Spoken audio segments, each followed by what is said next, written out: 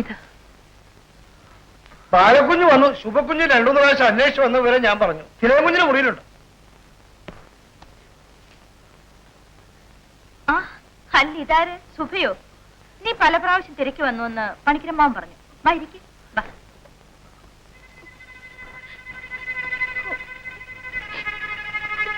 എന്താ ശുഭ, നീ വല്ലാതെ പരിഭ്രമിച്ചിരിക്കുന്നല്ലോ. എന്താ കുട്ടി, എന്ത് സംഭവിച്ചു? പറയൂ. എന്റെ ജീവിതം തകർന്നു. ഇവിടെ ഇരിക്കെ. കാര്യം എന്താണെന്ന് പറയൂ. എന്തിന് പരിഹാരം ഉണ്ടല്ലോ, പറയൂ. ചേച്ചിക്ക് മാത്രമേ എന്നെ രക്ഷിക്കാൻ കഴിയൂ. നിനക്ക് എന്താവത്ത് വന്നാലും ഞാൻ രക്ഷിക്കുന്നുണ്ട്. നീ എനിക്ക് അന്യല്ല. പറയൂ, തുറന്നു പറയൂ. എന്താ കാര്യം? ഒരു ദ്രോഹി എന്നെ നശിപ്പിച്ചു. ഞങ്ങളുടെ വീട്ടുടമസ്ഥൻ വാടക പിരിക്കാനായി വീട്ടിൽ വന്നതാണ്. അപ്പോൾ ഞാൻ മാത്രമേ ഉണ്ടായിരുന്നുള്ളൂ. ആ ദ്രോഹി എന്നെ ബലാത്സംഗം ചെയ്തു.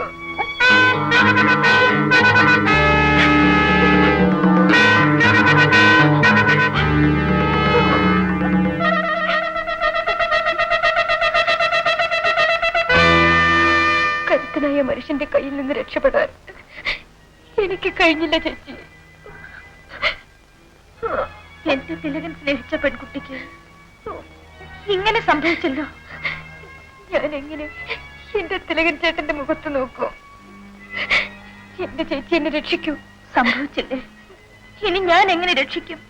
എന്റെ ചേച്ചിക്ക് മാത്രമേ എന്നെ രക്ഷിക്കാൻ കഴിയൂ.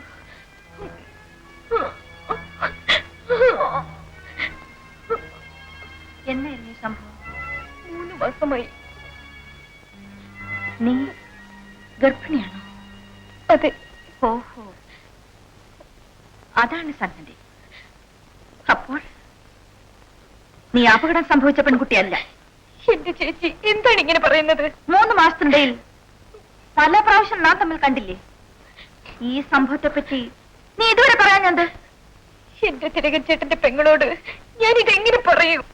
ഇപ്പോൾ പറഞ്ഞതിന് ഉദ്ദേശമുണ്ട് ഇല്ലേ? ഞാൻ നിന്റെ ഗർഭം അലസിപ്പിക്കണമെന്നാണോ? അത് സാധ്യമല്ല. നീ ഒരു സാധാരണ സ്ത്രീയല്ല. എന്റെ സഹോദരൻ വിവാഹം കഴിക്കാൻ തീരുമാനിച്ച സ്ത്രീയാണ്. എനിക്കിപ്പോഴും ചേച്ചിയോട് പറയാതിരിക്കാമായിരുന്നു. മറ്റേതെങ്കിലും ആശുപത്രിയിൽ പോയി മറ്റൊരു ഡോക്ടറെ കൊണ്ട് അബോർഷൻ നടത്താമായിരുന്നു. ഞാൻ ഏറ്റുപറഞ്ഞത് എന്റെ ചേച്ചിയുടെ മുമ്പിൽ. ഇതിന് പരിഹാരമുണ്ടാക്കി തരണമെന്ന് പറയുന്നത് ഡോക്ടർ ബാലാദേവിയോട്. ബാലാദേവി തിലകന്റെ സഹോദരിയാണ്. തിലകന്റെ സഹോദരി ഡോക്ടറാണെന്ന് ഞാൻ വിചാരിച്ചു.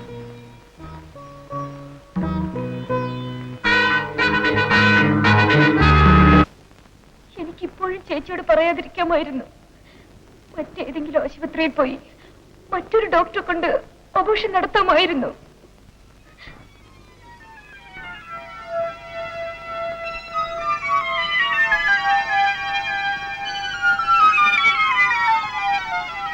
ഞാൻ ഏറ്റുപറഞ്ഞത് എന്റെ ചേച്ചിയുടെ മുമ്പിൽ. ഇതിന് പരിഹാരമുണ്ടാക്കി തരണമെന്ന് പറയുന്നത് ഡോക്ടർ ബാലാദേവിയോട്.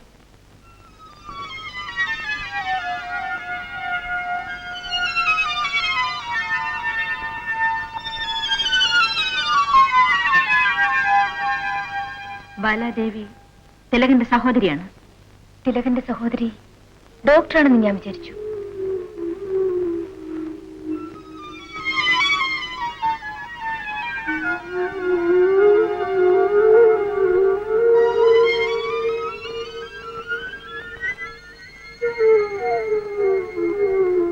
എന്റെ തിലക, ഞാനിതെങ്ങനെ നിന്നെ അറിയിക്കും? എങ്ങനെ അറിയിക്കാതിരിക്കും? ഞാൻ എന്ത് ചെയ്യണം?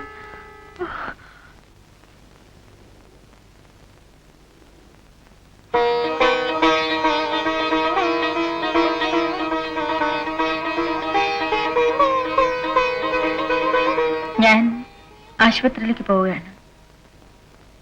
നിന്റെ ഗർഭം ഞാൻ അലസിപ്പിക്കാം. ഡോക്ടർ ബാലാദേവിയുടെ കടമ. എന്റെ ചേച്ചി എനിക്കൊരു ജീവിതം തരാൻ നിശ്ചയിച്ചു. ഒരു ഡോക്ടർ കുമ്പസാര രഹസ്യം സൂക്ഷിക്കുന്ന ഒരു പുരോഹിതനെ പോലെയാണ് അതുകൊണ്ട് ഞാൻ ഈ കാര്യം എന്റെ സഹോദരനോട് പോലും പറയില്ല. പക്ഷെ ശുഭ വിശ്വസ്തയായ കാമുകയും ഭാര്യയുമായിരിക്കണം. നിനക്ക് പറ്റിയ അപകടം നീ തിലകനെ എഴുതി അറിയിക്കുമെന്ന് ഞാൻ വിശ്വസിക്കുന്നു. ആശുപത്രിയിലേക്ക് വരൂ.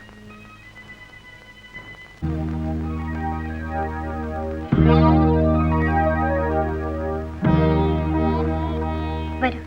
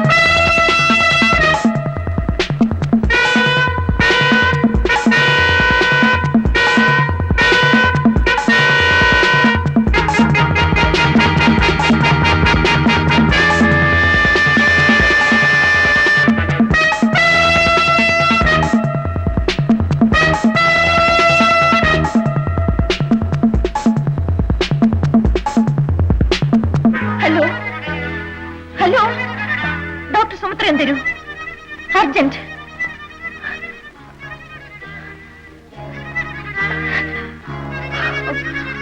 ഹലോ, ഒന്ന് വേഗം കൊടുക്കൂ. ഓപ്പിൽ കാണും. പ്ലീസ് ഒന്ന് വേഗം കൊടുക്കൂ, പ്ലീസ്. സുമിത്രയല്ലേ? Sumitra, come at once, please please.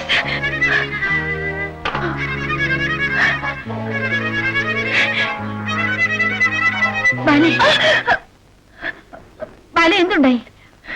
പറയൂ, എന്തുണ്ടായി? സിസ്റ്റർ, എന്താണ് സംഭവിച്ചത്? സുഭാഷിണി എന്ന ഗേളിന് MTP ആയിരുന്നു. കാർഡിയാക് അറസ്റ്റ് ഉണ്ടായി.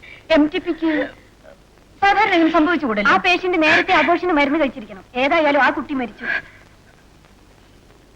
ബാലയുടെ കയ്യിൽ നിന്നും തെറ്റൊന്നും ഉണ്ടായില്ലല്ലോ.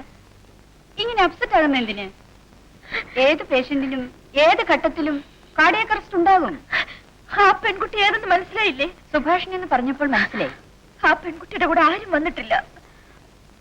അവളുടെ വീട്ടിൽ ആർക്കും അറിയാമെന്നും തോന്നുന്നില്ല. ഏതായാലും സംഭവിച്ചു. നീ സമാധാനമായിട്ടിരിക്കൂ. പോസ്റ്റ്മോർട്ടം വേണം. ഞാൻ ഹസ്ബൻഡിനും കൂട്ടി പോയി അവിടെ വീട്ടിൽ വിവരം അറിയിക്കാം.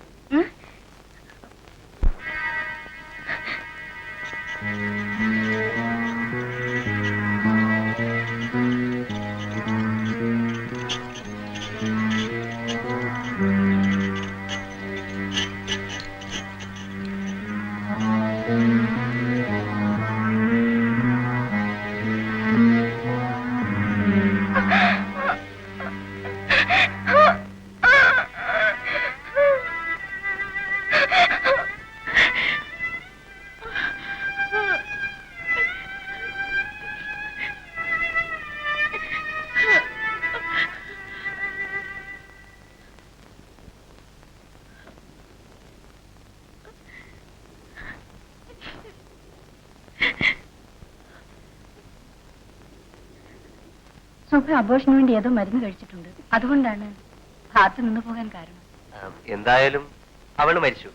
ശവം ഞങ്ങൾ കൊണ്ടുപോയിക്കോളാം. പോസ്റ്റ്മോർട്ടം കഴിഞ്ഞിട്ട് ഡെഡ് ബോഡി കൊണ്ടുപോയാൽ മതി. സംഭവിക്കാനുള്ളത് സംഭവിച്ചു. ഇനി എന്റെ മോളുടെ ശവം കൂടി അറുത്ത് കീറണം. പ്രതീക്ഷിക്കാത്ത മരണമായതുകൊണ്ട് പോസ്റ്റ്മോർട്ടം വേണം. എന്ത് മരുന്നാണ് കഴിച്ചിരുന്നെന്നും മറ്റും അറിയാമല്ലോ. എന്റെ തെറ്റാണെങ്കിൽ അതും അറിയാമല്ലോ. ഡോക്ടറെ ഞങ്ങൾക്ക് വിശ്വാസമാണ്. ഒരു പോസ്റ്റ്മോർട്ടം കൂടെ നടത്തി മരിച്ചവൾക്ക് ഇനി അപവാദം വരുത്തി വെക്കുന്ന എന്തിനാ? എന്താണ്?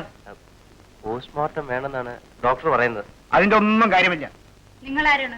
ഞങ്ങളുടെ വാർഡിലെ മെമ്പറാണ്. ഞാൻ വേണമെങ്കിൽ സൂപ്രണ്ടിനെ കാണാം. ചത്തു. പിന്നെ എന്തിനു മനുഷ്യർക്ക് പ്രയാസം ഉണ്ടാക്കി വെക്കുന്നു?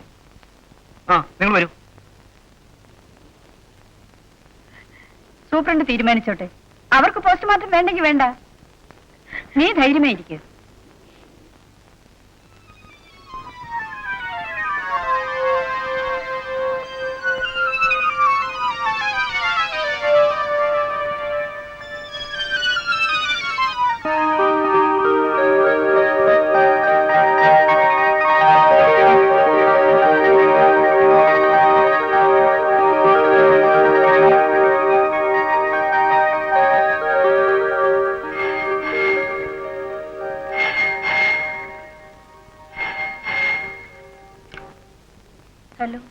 ബാല, സുമിത്രയല്ലേ?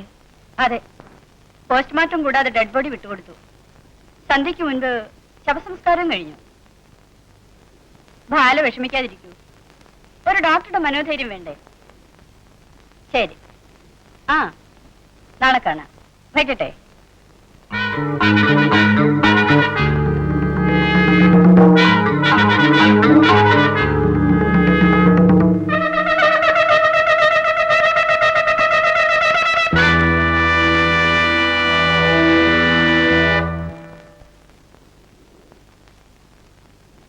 ഭക്ഷണം കഴിക്കാൻ വരൂ കുഞ്ഞേ. വേണ്ട പണിക്കരമാവ. എന്ന് പറഞ്ഞാൽ പറ്റില്ല. വൈകിട്ട് കാപ്പിയും കുടിച്ചില്ല. വരൂ കുഞ്ഞേ. വേണ്ട പണിക്കരമാവൻ ഭക്ഷണം കഴിച്ചിട്ട് കിടന്നോളൂ. എനിക്ക് ഉറക്കം വരുന്നു. കുഞ്ഞിന് വേണ്ടെങ്കിൽ എനിക്കും വേണ്ട.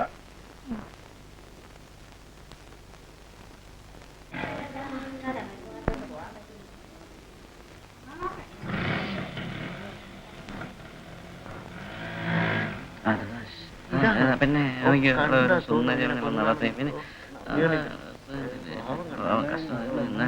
ചെയ്തല്ലേ ഭയങ്കരി.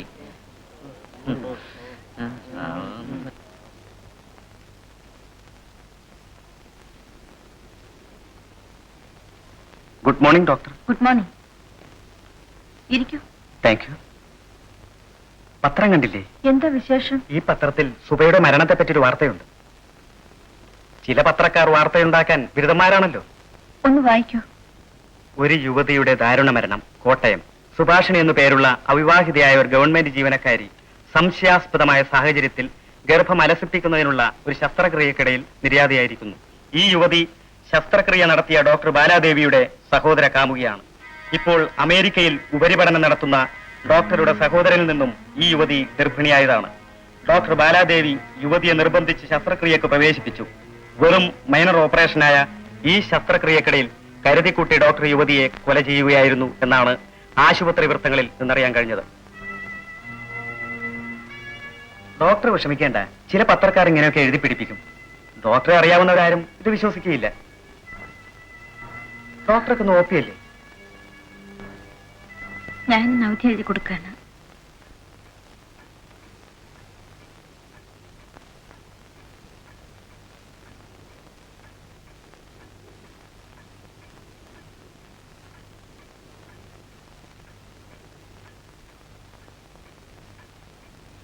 ആ മരിച്ചുപോയ പെണ്ണിന് വേണ്ടപ്പെട്ടവരെന്ന് പറഞ്ഞ ഒരുത്തൻ മുമ്പൂടെ വന്നിരുന്നല്ലോ.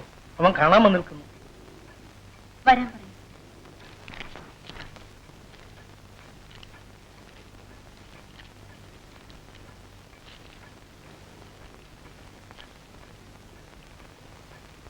ഇരിക്കൂ.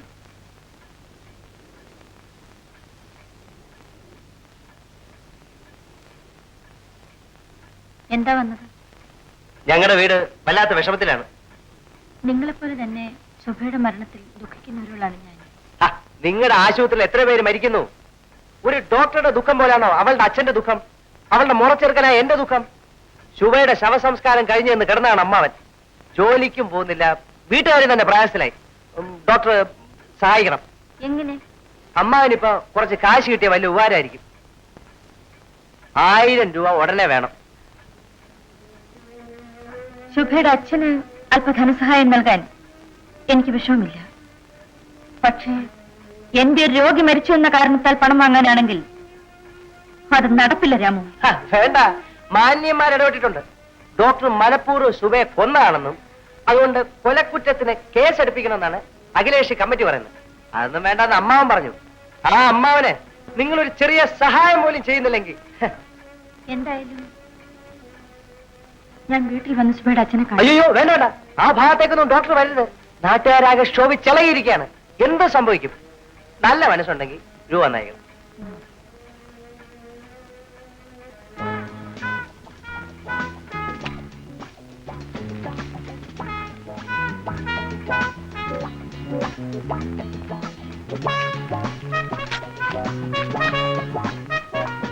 ഇതാ 1000 രൂപ.